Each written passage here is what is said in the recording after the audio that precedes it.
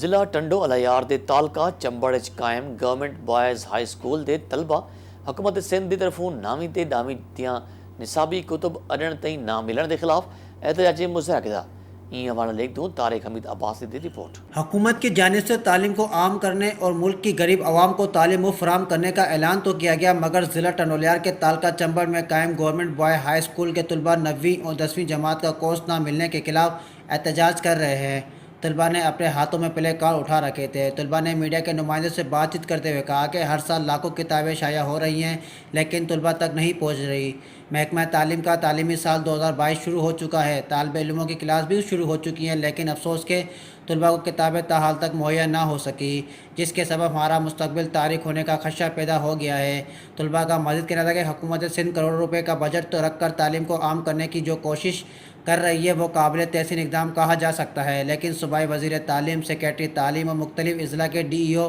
Education افسران کی غفلت کے سبب ملک و قوم کے بچے 21ویں صدی میں بھی بغیر کتابوں کے اپنی تعلیم حاصل کرنے پر مجبور ہیں۔ مسکرا اسکول کے ہیڈ ماسٹر سے رابطہ کیا تو انہوں نے کہا کہ جو ہمیں کتابیں ملی وہ دے چکے ہیں اور باقی ہمیں نہیں ملی۔ ہمارے اسکول میں 6ٹھی کلاس سے لے کر 10ویں کلاس کے طلبہ کی تعداد 550 سے زائد ہے۔ بچوں کا احتجاج ان کا حق ہے، میں اپنے بالا افسران کو کورس نہ ہونے کی رپورٹ دوں گا۔